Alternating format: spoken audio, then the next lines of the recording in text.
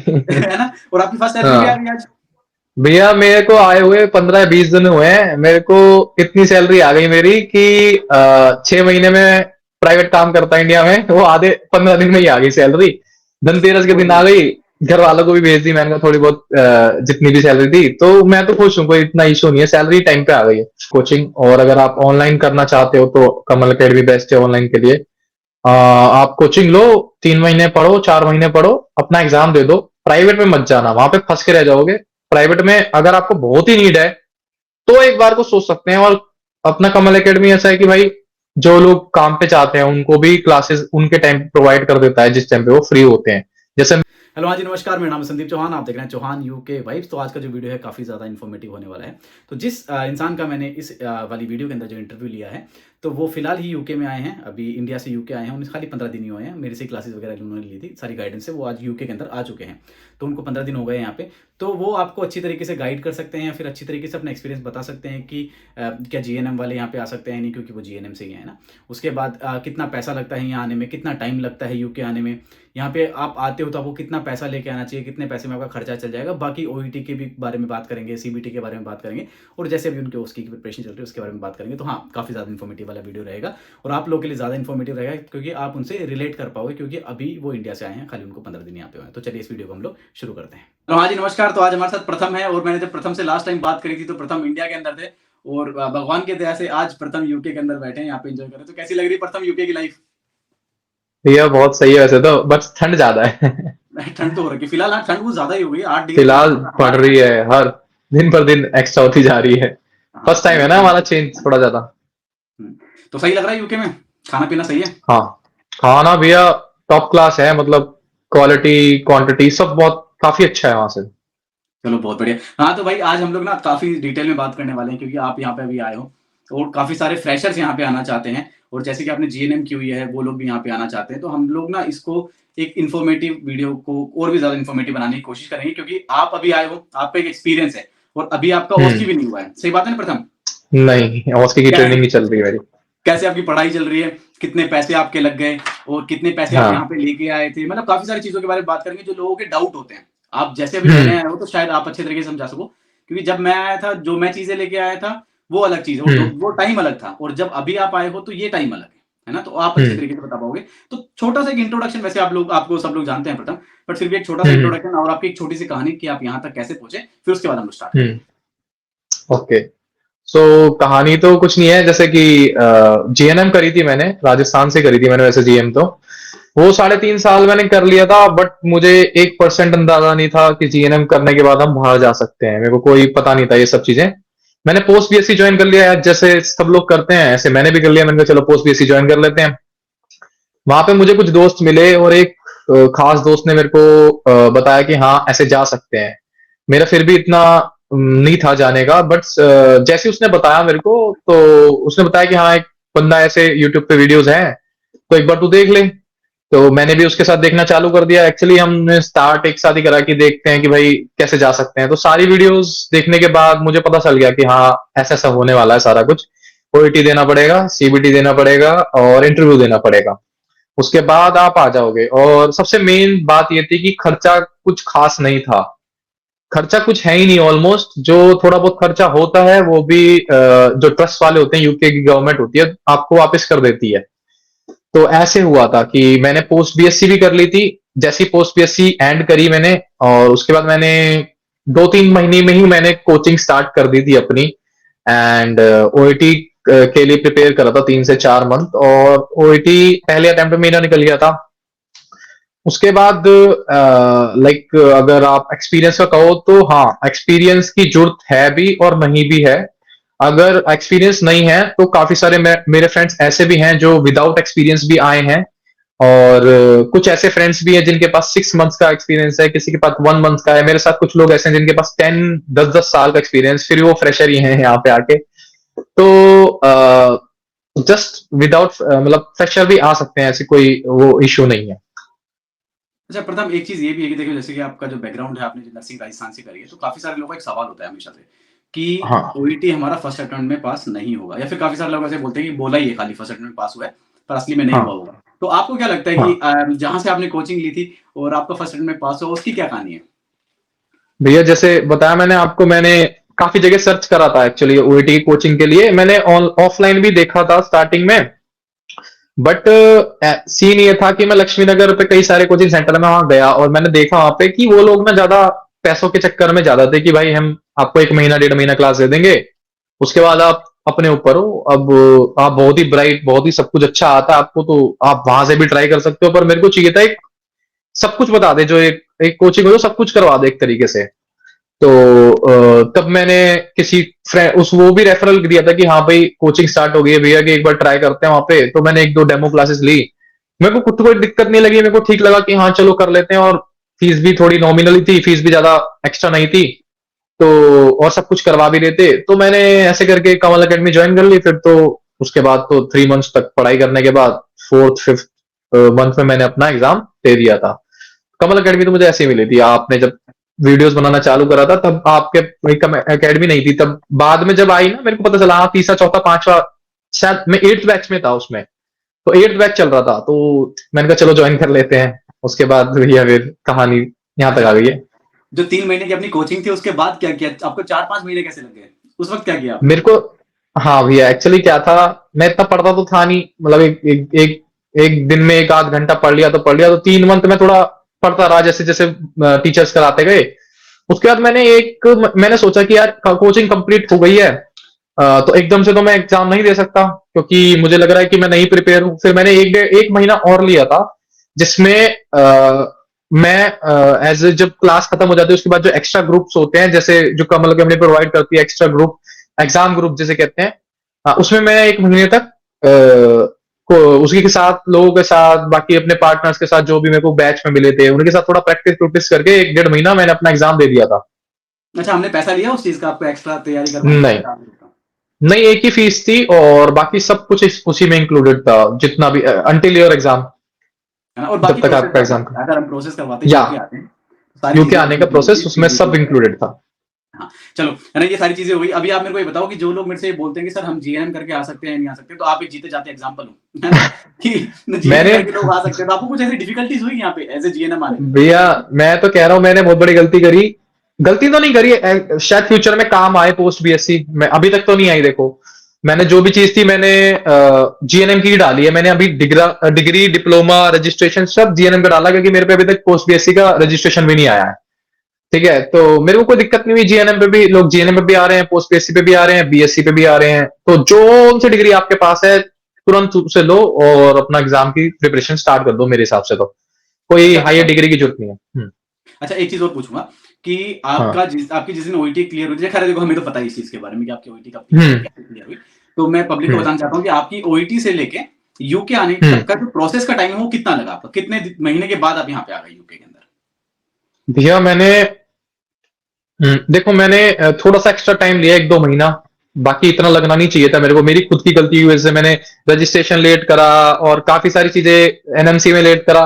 तो मेरे को कम से कम 8-9 महीने लग गए, 8-9 महीने के ठीक है। आसपास। बट मैं चाहता तो उसको 6 महीने भी कर सकता था, टिल जब मैंने एग्जाम स्टार्ट करा था प्रिपरेशन। उसके बाद 6 से 7 मंथ्स के अंदर अंदर मैं आ सकता था अगर चाहता था। वो थोड़ा सा अपने आप ही अपना भी सारा कुछ सेट करके आना पड़ता है ना, इसलिए थोड़ा सा लेट हो गया, 8-9 महीने लग गए। अच्छा, यहाँ पे एक इंपॉर्टेंट चीज और मैं पूछूंगा, काफी सारे लोग पूछते हैं कि जब आपने अपनी ओईटी क्लियर करी थी, मतलब सॉरी, हाँ, आपने जब अपनी ओईटी क्लियर करी थी, तब आप फ्रेशर थे? जब, हाँ, उस टाइम पे एज ए फ्रेशर ही था मैं। बट उसके बाद मैंने 6 मंथ्स का गेन कर लिया था एक्सपीरियंस ऑलमोस्ट।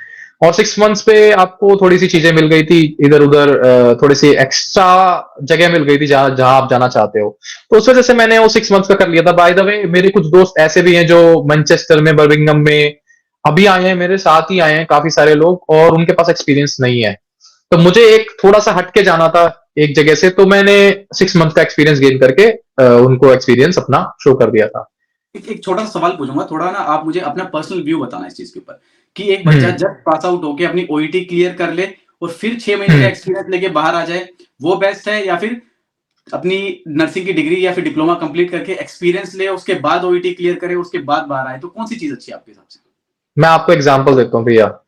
मेरे साथ जिसने स्टार्ट करी थी ओईटी, हम दोनों ने एक साथ ही कोशिश करी थी कि स्टार्ट करें ओईटी के बारे में, सब कुछ जाना एक साथ था। बट उसने कर लिया प्राइवेट हॉस्पिटल ज्वाइन, और मैंने कर लिया था घर पे, कि मैंने कहा चलो एक देखते हैं अभी क्या करते हैं। मैंने ज्वाइन नहीं करा था, वो मेरी सबसे बड़ी अच्छी चीज थी, मेरे को ऐसा लगता है, क्योंकि वो वहीं पे फंस गए। तो मैं मना भी करता था लोगों को, आप लोगों को भी मैंने हाँ, मना किया वो कि आप ज्वाइन मत करो अभी। उसको 1.5 साल हो गया काम करते करते, वो निकल नहीं पा रहे वहां से, वो प्राइवेट छोड़ नहीं पा रहे, क्योंकि वो थोड़ी सी सैलरी मिल जाती है तो, और भी 10 चक्कर होते हैं, तो वो लोग फंस गए वो प्राइवेट काम में। और भैया प्राइवेट में आपको पता, वो निचोड़ देंगे बंदे को, और पैसे कुछ देंगे नहीं, ना एक्स्ट्रा शिफ्ट्स के पैसे देंगे, ना ओवरनाइट के पैसे देंगे, आपको एक तरीके से सर्वेंट ही बना देंगे। मेरे को तो ऐसा लगता है अपने जो प्राइवेट का इशू है, इसलिए तो मैं कदम भी नहीं रखना चाहता था ऐसा पहले, ओईटी से पहले। बट ओईटी के बाद पर एक्सपीरियंस के लिए कुछ तो उसके बाद तो थोड़ा बहुत कर लिया मैंने। आप उस एक्सपीरियंस को फिर एंजॉय भी करते हो कि यार अब मेरा फ्यूचर हाँ। सेट है, अब मेरे को 6 महीने एक्सपीरियंस लेना है, मुझे बाहर जाना है, तो उस वक्त आप उस पैसे के लिए हम्म। नहीं मरते हो जो आपको 10-15 हजार मिलेंगे उस वक्त ना। आप हम्म। उस जर्नी को एंजॉय करते हो, आपको अपने फ्रेंड्स भी बनाते हो, अपने कुछ हम्म। दोस्त भी मिलते हैं आपको, कुछ लोग भी जुड़ते हैं अपने लाइफ के अंदर, है ना। हाँ, उस टाइम हम लोग एंजॉय करते हैं उस टाइम पे, हम्म। है ना। और एक अलग रेपो भी रहती है ना, कि जब हम किसी हॉस्पिटल में जाते हैं तो यार मुझे तो जाना ही है, मुझे तो हाँ, जाना है, क्योंकि यही, मैं तो मुझे तो खाली जाना है, एक्सपीरियंस के अब लिए आया तू हूँ, जो कहने के मर्जी लिए आया हूँ, करता मैं रहे, चला जाऊंगा। मैं तो जा रहा हूँ भाई। मैं तो जा रहा हूँ क्योंकि मैं मेरा तो जा एग्जाम रहा हूँ। क्लियर है ना। हाँ। तो प्रथम तो मतलब अपना पहला ऑप्शन ज्यादा अच्छा है, अपना नर्सिंग डिग्री या डिप्लोमा कंप्लीट करें, ओईटी क्लियर करें, फिर एक्सपीरियंस लें। हाँ। तो बहुत है, तो फ्रेशर बिल्कुल। पे आ जाएं, कोई दिक्कत नहीं है। वो कोई दिक्कत नहीं, अगर आपको फ्रेशर पे वैकेंसी मिल गई तो उसमें बैठ के आ जाओ। और आपको ऐसा लग रहा है कि भाई वैकेंसी थोड़ी सी कम है फ्रेशर्स के लिए, तो आप 2 4 5 महीने का, अगर आप 2 3 महीने भी कर लोगे ना, वो भी करंटली वर्किंग में शो कर सकते हो, वो लोग उसको स्टिल भी वर्किंग एक्सेप्ट में। करते हैं कि हाँ स्टिल वर्किंग में 2 3 मंथ कंप्लीट करके उसको भी वो एक्सेप्ट करते हैं। मेरे से काफी सारे दोस्त हैं जिन्होंने 2 3 महीने भी करके जो यहाँ तक आ चुके हैं उनको। मैं लोगों को बताता हूँ ये चीजें, है ना। तो देखो, हम्म। सबसे बड़ी चीज कि जीएनएम वाले आ सकते हैं, जो कि बताया प्रथम ने, जीने वाले आ वो सकते जानते हैं। हैं। जीने दूसरी चीज वाला हूँ मैं। कि अगर जो फ्रेशर है हाँ। वो आ सकता है, और तीसरी हाँ। चीज कि ओईटी पहले कर लो, बाद में एक्सपीरियंस ले लो, ये बहुत बड़ी चीज है। अच्छा प्रथम, बिल्कुल। और एक हम्म। चीज और हमने यहाँ पे क्लियर करी कि जो हमारा टाइम ड्यूरेशन होता है, प्रथम का 8 से 9 महीने लग गए ओईटी क्लियर करने से लेके यूके आने तक। बट अगर प्रथम चाहते हम्म। तो वो 6 महीने में भी प्रोसेस हो जाता। काफी सारे 5 6 मेरे महीने में भी स्टूडेंट हो भी सकता ऐसे था। हैं, इवन अपने आपके कलीग हैं, वो हम्म। मेरे स्टूडेंट हैं, वो प्रथम, जो 2 से 3 3 महीने में भी आ गए हैं यहाँ पे। हाँ, बहुत जल्दी आ सकते हैं जिनको तुरंत सब कुछ पता होता है, तो कि भाई ये करना है, ये करना है। मैं थोड़ा फ्री हो गया था डॉक्यूमेंटेशन ओईटी के बाद, तैयार मैंने है, कहा चलो थोड़ा है। जिनके डॉक्यूमेंटेशन तैयार हो कभी भी आ सकते हैं, कोई दिक्कत ही नहीं है। हाँ, जिनके डॉक्यूमेंटेशन तैयार हैं, जिनके पास सब कुछ है, अपना डिग्री रजिस्ट्रेशन है, वो अपना जितनी जल्दी हो सके उतनी जल्दी आ सकते हैं। इंटरव्यू होते ही रहते हैं। चलो प्रथम, एक चीज और पूछूंगा यहाँ पे कि आपके मतलब हमारी कोचिंग का जो पैसा, जो हमने आपसे कोचिंग का पैसा लिया, उसको निकाल दें, क्योंकि बहुत मिनिमम पैसा था वो, आपको भी पता है इस चीज के बारे में, अगर हम लोग बाकी लोगों से कंपेयर करें तो कुछ भी नहीं था। बहुत बहुत मिनिमम पैसा था वो। उसको हटा के आपका हम्म। कितना खर्चा लगा यूके आने तक का? भैया अगर मैं कहूं तो मेरे जो ट्रस्ट ने, ट्रस्ट की पॉलिसी ये थी कि आप वीजा और टिकट्स का खर्चा पहले कर लो, हम आपको रिफंड कर देंगे। इन सबको मिला के भी मैं कहूं ना, तो मेरे अराउंड अगर सिर्फ प्रोसेस को देखा जाए तो करीब 1 लाख के आसपास लग गई प्रोसेस में। ठीक है।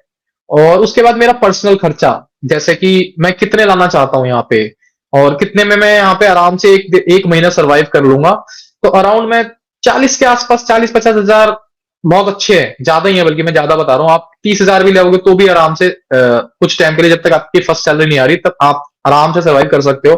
क्योंकि यहाँ पे क्या कहते हैं, सब कुछ मिलता है यहाँ पे, किचन से लेकर मतलब पूरा अपार्टमेंट मिला हुआ है मुझे तो। सारी सब कुछ चीजें ऑलमोस्ट अवेलेबल है, ना बिजली का देना है ना कुछ देना है, तो जस्ट ग्रोसरीज का पैसा होता है, अपने फूड का पैसा होता है। वो 30 40 हजार लिया हो तो उसके बाद कोई दिक्कत नहीं है। अच्छा, एक चीज और मैं पूछना चाहूंगा कि टोटल मिला के चलो अपना जो जो खर्चा लगेगा, तो हमारा 1 लाख रुपए में हम्म। सब चीजें हो जाएंगी। और आपने बताया कि आप घर से 50 हजार इसलिए लेके आए थे क्योंकि आपकी फर्स्ट सैलरी का आप वेट कर रहे थे। मैं मेरी बताऊं हाँ तो जी। जब मैं यूके आया था भाई, तो मैं तो काफी हम्म। कम पैसे लेके आया था, आपसे तो बहुत कम पैसे यहाँ पे लेके आया था मैं। और उसमें से भी मेरे पास पैसे हाँ, बच गए थे, और वो कैश आज भी मेरे पास पड़ा है यहाँ पे, मैंने आपको बताई भी चीज, है मेरे ना। पास भी बचे हुए हैं अभी। है ना, और आपकी फर्स्ट सैलरी भी आ हाँ गई आज। भैया, मेरे को आए हुए 15 20 दिन हुए हैं, मेरे को इतनी सैलरी आ गई मेरी कि 6 महीने में प्राइवेट काम करता है इंडिया में, वो आधे 15 दिन में ही आ गई सैलरी। धनतेरस के कोई दिन आ नहीं, गई। घर वालों को भी भेज दी मैंने, कहा थोड़ी बहुत जितनी भी सैलरी थी, तो मैं तो खुश हूँ, कोई इतना इशू नहीं है, सैलरी टाइम पे आ गई है।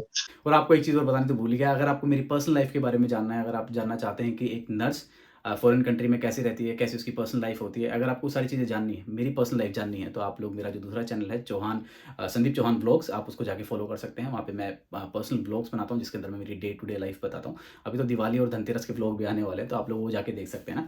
तो please make sure that you do subscribe that channel and do subscribe this channel. मैं पहली बार बोल रहा हूँ शायद इस वाले चैनल के ऊपर कि मेरे को सब्सक्राइब कर दो आप लोग, है ना। अब अभी और मिल जाएगी भाई 15 दिन बाद। धनतेरस। या हाँ, तो भाई देखो, ये सारी चीज़ें जो भी हम लोग पैसा वगैरह लेके आते हैं, तो आपका जितना भी खर्चा लगा, है ना? आप मुझे बताएँगे कि हम्म। आपके ट्रस्ट ने आपको वापस कर दिया वो सारा?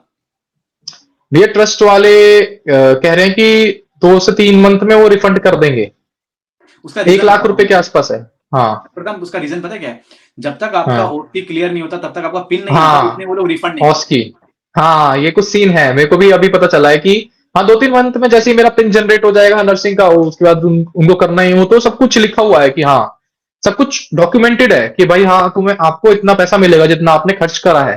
ओईटी की फीस हो गई, सीबीटी की फीस हो गई, रजिस्ट्रेशन हो गया एनएमसी का, और आई थिंक आईटी वीजा का। और टिकट्स, हाँ ये सब अगर आप कर रहे हो तो आपको सब रिफंड मिलेगा। नहीं तो मेरे को छोड़ के जितने भी बाकी ट्रस्ट थे उन सब ने फर्स्ट हैंड ही टिकट्स और वीजा प्रोवाइड करा था, बट मेरे को खुद खरीदने में ज्यादा फायदा हुआ क्योंकि मैं 70 किलो वेट लेके आया हूं यहाँ पे।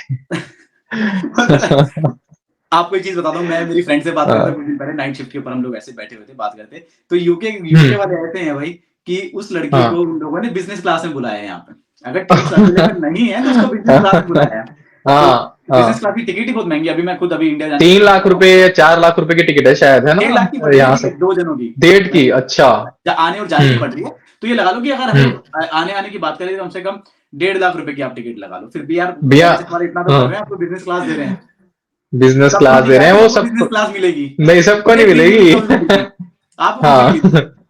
मैंने तो भैया खुद बुक करी थी, यूं समझ लो मैंने सिर्फ 30,000 में बुक करी थी। सिर्फ 30,000 में मेरे को 70 kgs मिला था मेरे को, मतलब मैंने थोड़ा सा ऑप्शन देख के, फ्लेक्सी फेयर था विस्टारा में, तो 30,000 में मैं यहाँ पे आ गया था। अच्छा, तो भाई मेरे को जो टिकट्स मतलब जो मेरी थी उन्होंने प्रीमियम इकोनॉमी करी थी और 23 के 2 बैग थे टोटल मिला के। तो मेरे को हम्म। 46 पेजेस मिले थे यहाँ पे आने के लिए। हम्म। और बाकी जो अपने केबिन बैग वगैरह वो तो काफ़ी सारी चीज़ें हैं ना। तो भाई हाँ। मतलब आपको रिफंड भी मिल जाएगा अभी, आपका सारी चीज़ें क्लियर भी हो गई, आपकी सैलरी भी आ गई। अच्छा एक चीज़ और हम्म। पूछूँगा कि आपकी सैलरी कब से स्टार्ट हो जाती है तब आप यूके आते हैं? भैया फर्स्ट डे से स्टार्ट हो जाती है सैलरी। जिस दिन हम उतरते हैं उसी दिन से स्टार्ट हो जाती है। एक्चुअली क्या है कि हम क्लासेस जो लेते हैं ना, वो इसको एज अ वर्क काउंट करके उसको सैलरी बना के देते हैं। जैसे मेरी क्लासेस 9 to 5 चलती हैं, एज अ जॉब भी 9 to 5 चलती है नॉर्मल लोगों की। तो अगर आप कहो तो फर्स्ट दिन से ही सैलरी स्टार्ट हो जाती है। और जब इनका सैलरी डे होता है, जैसे हर मंथ में एक डे होता है, उसी के आसपास आपको सैलरी मिल जाती है। चाहे आपकी 10 दिन की सैलरी हो तो भी मिल जाएगी। अगर आप बिल्कुल करेक्टली 1 महीना पहले आए हो तो नेक्स्ट मंथ मिल जाएगी। मेरे को 15-20 दिन हुए, 20-25 दिन हो गए मेरे को, एक मैं तो याद भी नहीं आ रहा कितने दिन हो गए। तो इसी के हिसाब की मेरे को सैलरी मिल गई। अब नेक्स्ट मंथ जैसे आएगा मेरे को टोटल सैलरी मिल जाएगी अपनी। तो लोगों को मैं यही कहूंगा कि भाई अगर जो भी बच्चा ये पूछता है कि हमें कितने रुपए लेके आने हैं यूके, तो भाई अपने हम्म। खर्चे के लिए आप 50,000 से 1 लाख रुपए के बीच में ले आओ। मैं आपको कम के लिए नहीं बोलूंगा, क्या पता आप सफर करो उस चीज को लेके कि आपकी सैलरी नहीं हाँ, आए, 1 महीना लग जाए सैलरी आने में, तो 50,000 से लेके 1 लाख रुपए तक आप लोग लेके आओ तो आपका ये खर्चा मान कम लो हो आप। हाँ, ऐसा कर सकते हो आप, 30, 40, 50 हजार अपने पास रख लो। चाहे तो कोई फॉरेन कार्ड, मतलब एक फॉरेक्स कार्ड नहीं हो ग्लोबल का, या फिर कई सारे बहुत सारे कार्ड्स होते हैं, आप उसमें पैसा ले आओ। नहीं तो थोड़ा बहुत कैश ले आओ। और आप जब खरीदोगे अपना कुछ सामान, 15-20 हजार में सामान भी खरीद के लाओगे अपने बैग में, जो भी आप बैग्स ला रहे हो उसमें भी कुछ लाओगे, तो ये 50-60 हजार रुपए के आसपास सारा मामला बैठता है टोटल। अच्छा, अपने बाकी में 15 दिन हो गए प्रथम, है ना, यूके हाँ। के। तो 15 दिन के हाँ। अंदर अपना क्या एक्सपीरियंस रहा, कैसा लगा यूके? कितनी स्मूथ रही प्रोसेस बैंक अकाउंट खुलवाने में? आपके एनएचएस ने आपके जो आपका हॉस्पिटल उसने कितनी मदद करी है? बाकी आपकी ओटी हम्म। प्रिपरेशन उसके बारे में थोड़ा बहुत बताएंगे आप? सही बताऊं तो भैया मेरे को तो ऐसा लगा ही नहीं था कि भाई मैं इतना दूर आ गया हूँ एकदम से, क्योंकि प्रोसेस इतना स्मूथ था, क्योंकि सब कुछ ऑलमोस्ट एजेंसीज ट्रस्ट ने काफी इजी कर रखा है हमारे लिए। हमें जस्ट बैठ के आना है, हमारे एकोमोडेशन हमारे लिए तैयार है, हमारा फूड फूड तक दिया इन्होंने हमें। काफी दिन तक का फूड दिया था इन्होंने, मिल्क से लेकर ब्रेड से लेकर सब कुछ रेडीमेड फूड, काफी चीजें दी थी। यूटेंसिल्स प्रोवाइड करे थे, कुछ खरीदने की भी जरूरत नहीं पड़ी हमें 2 दिन तो स्टार्टिंग के। बैंक अकाउंट का कहूं तो कुछ मेरे कुछ दोस्तों का बैंक अकाउंट एनएचएस वालों ने खुलवाया अपने आप ही। नहीं तो क्या करते हैं, मेरे साथ क्या हुआ, मेरे को एक एक पेपर दे दिया था जिसमें मेरी डिटेल्स लिखी थी। उसको मैंने ऑनलाइन बैंक खुला लिया उस डिटेल से। नहीं तो मैं उस डिटेल को ले जाके किसी बैंक में जाता, यहाँ पे आसपास बहुत सारे बैंक्स हैं, तो वो भी मेरा अकाउंट नॉर्मली खोल देते हैं। बट कुछ लोग मैंने सुना है कि जैसे मेरे कई दोस्त हैं, उनका अकाउंट उन्होंने ही खुलवा दिया था एनएचएस वालों ने। मेरा मैंने खुद खोल लिया था ऑनलाइन, और अभी दूसरा भी खोल लूंगा मैं जल्दी। मेरे जितने भी फ्रेंड्स आए थे भाई, सबका अकाउंट एनएचएस ने खुलवाया था, मेरा अच्छा। छोड़ मेरा हम्म। छोड़ के। उन्होंने मेरे लिए भी अकाउंट डिटेल्स दी थी। तो ऐसा हाँ। होता है ना कि मतलब हम 2 लड़कियां थी और मैं एक लड़का था उनके बीच में। तो हम्म। ऐसा था कि एक रूम लड़की का था, एक मेरा था, फिर एक लड़की का था उसके अंदर, हम्म। फ्लैट के अंदर ना। तो उन्होंने बोला कि हम दोनों लड़के एक साथ शिफ्ट होना चाहते हैं और तुम उस साइड शिफ्ट हो जाओ। अभी मुझे हम्म। ये तो, अब यहाँ पे ना एक बहुत बड़ी चीज होती है यूके के अंदर, जिस रूम में आप रहते हो, इवन वो रूम नंबर भी मैटर करता है अकाउंट खुलवाने में। हाँ। फ्लैट नंबर तो ठीक है, पर रूम नंबर भी मैटर करता है। तो अरे मैं जिस रूम भैया। में रहता था, वो रूम मैंने हाँ। डाल दिया, जबकि वो मेरा रूम था नहीं। मतलब जो हम्म। उन्होंने मेरे को अलॉट किया था, क्योंकि मैं तो विलिंगली उस वाले में शिफ्ट हुआ था उनकी वजह से। तो फिर हम्म। मेरे वहाँ इश्यूज आ गए, तो उस चक्कर में फिर मैंने अपना खुद का पर्सनल अकाउंट दोबारा खुलवा दिया। वैसे तो मेरे को कोई इशू नहीं है, बैंक अकाउंट बहुत ईजी है खुलवाना। आप ऐप बहुत डाउनलोड इजी है, करो। अपना डिटेल्स लो, ऐप मैंने तो ऑनलाइन ही खुलवा दिया, उसी में मेरी सैलरी आ गई। तो इजी तो बहुत ज्यादा इजी है। अगर अपना कहना फोन चाहें उठाओ, तो कैमरा उठाओ, फोटो खींचो अपनी, भेज दो उनको, आपका बैंक अकाउंट खुल जाएगा। सब खोल देंगे। तो फैमिलियर हो गए यूके से 15 दिन के अंदर? बहुत हो गया भैया, मैं तो बस यही है कि अ, बस अपनी वो बढ़ती जा रही है सर्दी, बाकी सब तो बिल्कुल ठीक है। मतलब घर में तो कुछ अपने रूम में अपार्टमेंट में यहाँ तो कोई ठंड का नामो निशान नहीं, क्योंकि सब जगह रेडिएटर्स चलते हैं और हीटर चलते हैं, तो कोई इशू नहीं है। बाकी बहुत अच्छा अपार्टमेंट मेरे को दिया है इन्होंने। और हम दो ही लोग हैं, इतना बड़ा अपार्टमेंट दिया है। मैं 2 रूम पूरा फुल्ली फर्निश, किचन से लेकर लिविंग रूम सब कुछ, सेम इवन हमारा बाथ टब भी है मेरे रूम में। सेम है मेरा भी। बहुत मतलब बहुत एक हाँ। कहते हैं लग्जरी लिविंग थी वहाँ पे। उसके बाद खैर लग्जरी। मैंने जो मेरा वाला लिया था ना, वो भी बहुत अच्छा था, जो जिसमें मैं पर्सनली शिफ्ट हम्म। हुआ हूँ। अब तो मैंने घर भी ले लिया, काफी सारी चीजें हो गई अब तो। अच्छा, आप हम्म। मुझे ये बताओ कि जो बच्चे अभी यहाँ पे आएंगे, यूके हम्म। आएंगे, तो उनके लिए सीबीटी कितना हार्ड पड़ेगा एग्जाम? अगर आपके पास नर्सिंग नॉलेज है नॉर्मली, और मतलब आपने ठीक से नर्सिंग करी है, और नहीं मतलब आप ये मान लो कि आप कॉमन सेंस पे भी चलो, तो भी आप एग्जाम क्लियर कर सकते हो। सही बताऊं तो मैंने टोटल अपना एग्जाम बहुत कम नर्सिंग नॉलेज और सिर्फ कॉमन सेंस से दिया है। वो ऐसे क्वेश्चन पूछते हैं कि नर्स से गलती हो गई, अगर हमसे कोई गलती हो गई तो आप क्या करोगे? आप पेशेंट को जाके बोलोगे, मैनेजर को जाके बोलोगे, नहीं तो उठ के भाग जाओगे, नहीं तो किसी और पे ब्लेम कर दोगे। अब एक ऐसे ऐसे ऑप्शन देंगे, तो एक ऑप्शन आपको पता है क्या करना है, हमें सबसे पहले अपना मैनेजर को इन्फॉर्म करना है। नॉर्मल ये एक तरीके से आंसर हो गया। और उसमें कुछ पार्ट नर्सिंग का भी आता है, अगर आप पढ़ लो 2 3 4 5 दिन, एक हफ्ता भी पढ़ लो, तो भी आपके लिए बिल्कुल बहुत आसान है। मैंने आपने कितने दिन पढ़ाई करी थी, आप मुझे सीरियसली बताओ। ये मत पूछो भैया, मैं कोशिश करता रहा पढ़ने की, बट हुई नहीं पढ़ाई मेरे से स्टार्ट। वो आखिरी दिन सब सब बोल रहे थे आसान है आसान है, मैंने कहा चलो ठीक है, 1 2 घंटा मैंने देखा, वो 1 2 पीडीएफ देखे, वो भी मन नहीं करा, मैंने कहा चलो पहले अटेम्प्ट दे ही देते हैं। मैं चला गया, मेरे दोनों क्लियर हो गए, मेरे को कोई इश्यू नहीं हुआ उस चीज में। बट हाँ, मैं ये कहता हूँ कि भैया उसको मत छोड़ना, क्योंकि 3 अटेम्प्ट मिलते हैं। क्योंकि मेरे एक दोस्त ऐसी भी है जिसके 3 अटेम्प्ट लगे उसे क्लियर करने में, जबकि वो मेरे से ज्यादा स्मार्ट, पढ़ने में सब कुछ है उसके पास। फिर भी उसको 3 अटेम्प्ट लगे। तो मैं कहता हूँ कि भाई एक हफ्ता पढ़ लो, दैट्स ऑल। पता है, जब अच्छे हम से इस पढ़ लो। मेंटेलिटी से जाते हैं ना कि हमारे पास 3 अटेम्प्ट है, हम लोग आराम से कर लेंगे, तो पास भी हो जाते हैं। हम्म। क्योंकि जब मुझे पता था हम्म। कि मेरे पास 3 अटेम्प्ट है और मैंने प्रिपरेशन मेरी करी, तो मतलब दोस्तों ने बोला कि ऐसे ऐसे करके पढ़ाई कर लेना, और ये पीडीएफ है, आपको ये सब पढ़ना है और आपका एग्जाम क्लियर हो जाएगा। तो मैंने वो हाँ। सारी चीजें पढ़ने की बहुत कोशिश करी। मैं उस वक्त घर पे रहता था मेरे पेरेंट्स हाँ, के वो पास। पढ़ाई होती ही नहीं। वो पढ़ाई होती नहीं है। तो होती जिस नहीं दिन है। मेरा नेक्स्ट डे एग्जाम है, तो मैं रात में बैठा पढ़ने के लिए, मैं सोचा चलो पढ़ते हैं। पर वो मैंने कम से कम हाँ। 5 से 6 घंटे पढ़ाई करी, जिसमें मैंने सारी क्वेश्चन, सारी चीजें रिवाइज करी, और अगले दिन जाके एग्जाम दिया और एग्जाम क्लियर भी हो गया। और सबसे बड़ी चीज ये कि क्लियर रिजल्ट हो भी गया। उसी दिन आ जाता है। आपने हाँ, एग्जाम दिया और रिजल्ट भी। रिजल्ट आ जाता है आपका। रिजल्ट उस दिन भी नहीं, मेरे को तो हाथ में दे दिया उसने। मैं जैसे ही निकला, उसने मेरे को हाथ में दे दिया रिजल्ट उल्टा करके। मैंने कहा चलो देख लेते हैं, ओहो, पास हो गया। बस यही हुआ था। इतना बहुत आसान है पास हो सीबीटी, गए। अगर आपने हाँ ओईटी कर लिया तो फिर तो कुछ भी नहीं रहा। ओईटी 90% है सारी चीजों का। आपने वो कर लिया, उसके बाद सीबीटी भी आपको एक हफ्ता पढ़ लो, 2 दिन पढ़ लो, 4 दिन पढ़ लो, अपनी अपनी कैपेसिटी होती है। ऐसे करके आप सीबीटी अपना क्लियर कर सकते हो, तो इश्यू नहीं है। अच्छा, और अभी जो आपकी ओस की प्रिपरेशन चल रही है, तो आपको क्या लगता है, अभी अभी आप तो जैसे 15 दिन ही हुए यहाँ पे आके, मैं अगर बताऊंगा तो मेरे लिए तो काफी इजी था। क्योंकि मुझे हम्म। टाइम हो गया है, मैं एग्जाम दे चुका हूँ। और शायद हम्म। आप एग्जाम दे दोगे, पास हो जाओगे, उसके बाद आप भी यही बोलोगे कि कि ओस इजी था। इजी है। पर अभी आपने वो एग्जाम नहीं दिया है, तो क्या लग रहा है नहीं आपको? दिया है भैया, थोड़ा सा मेरे को इसलिए लग रहा है कि टाइम कम है मेरे पास एक्चुअली, बाकी लोगों को बहुत टाइम ज्यादा मिलता है उसकी क्लियर करने का। मुझे ऑलमोस्ट 1 मंथ मिला है, तो कोई इतना इशू नहीं, क्योंकि मेरे ट्रस्ट वाले मेरा फर्स्ट अटेम्प्ट भी पे कर रहे हैं, मेरा सेकंड अटेम्प्ट भी पे कर रहे हैं, अगर मेरे से नहीं होता मेरा थर्ड अटेम्प्ट भी पे कर रहे हैं वो लोग। तो तीनों अटेम्प्ट मेरे पे कर रहे हैं वो लोग। तो अगर मैं एक में फेल हो जाता हूँ, 10 स्टेशन होते हैं, मतलब आप सपोज करो कि 10 सब्जेक्ट हो गए वो छोटे छोटे से, वो 10 में पास करना होता है, 10 के 10 पास करने होते हैं, बट सपोज करो 1 2 3 रह भी गए, 4 भी रह गए, तो अगले अटेम्प्ट में क्लियर कर लो, वो रह गए उससे अगले अटेम्प्ट में क्लियर कर लो।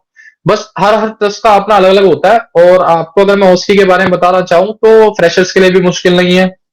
इवन जिसके पास 10 साल का एक्सपीरियंस है ना, उससे मुश्किल है। जिसके पास थोड़ा ज्यादा वो है, अपना एक्सपीरियंस है, उसको दिक्कत ये होगी कि उसने जो काम सीखा हुआ है वो उसी तरीके से करना चाहेगा। और यहाँ पे लोग करते वही काम है, बट थोड़े से बहुत ज्यादा केयरफुल होके, बहुत ज्यादा डॉक्यूमेंटेशन करके, ये सब चीजें करके रूल्स एंड करते हैं रेगुलेशन लोग में। काम।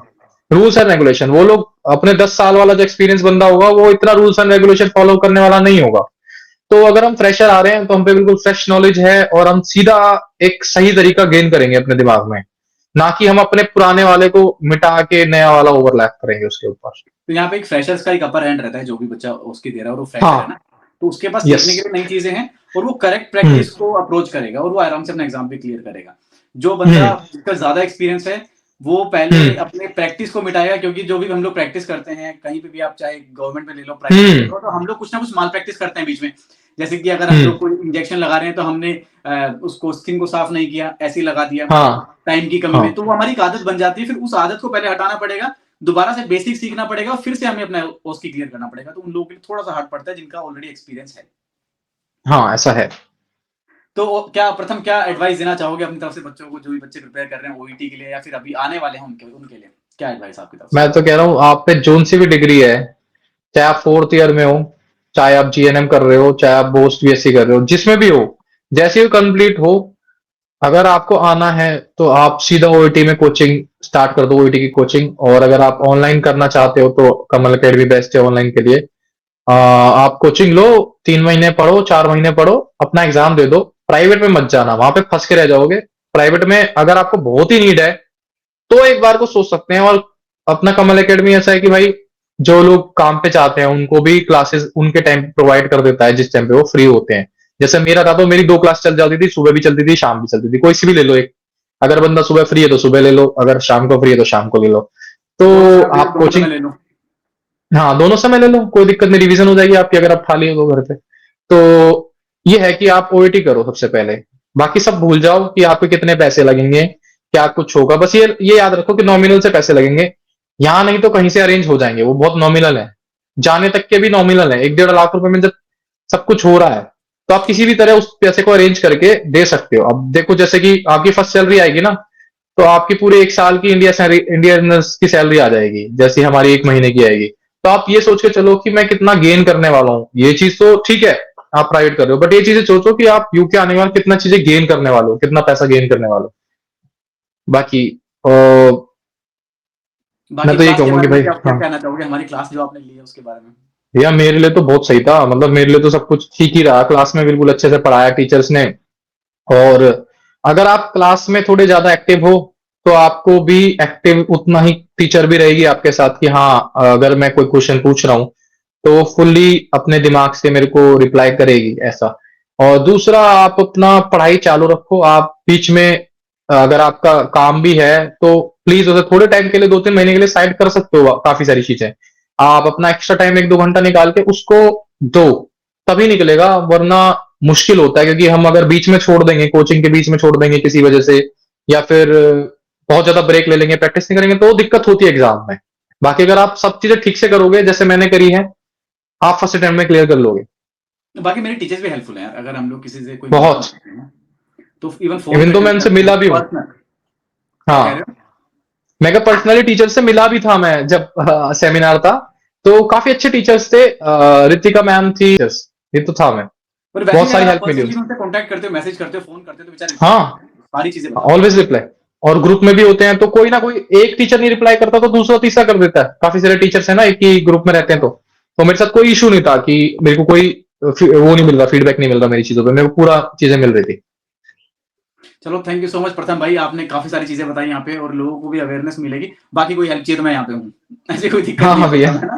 मेरे नंबर आराम से बिल्कुल, करो, कोई दिक्कत नहीं है ना। बिल्कुल थैंक यू भैया। सो मच प्रथम भैया, मैं टाइम निकाला यार, आपने सारी चीजें बताई, और हैप्पी धनतेरस और हैप्पी दिवाली भाई कल के लिए। अभी मैं जा रहा हूँ बाहर हैप्पी काम दिवाली से, टू ऑल। तो थोड़ा बहुत हाँ, काम वाम करते हैं, चलो है ना। थैंक यू सो मच प्रथम भाई, गुड नाइट। ओके भैया, गुड नाइट।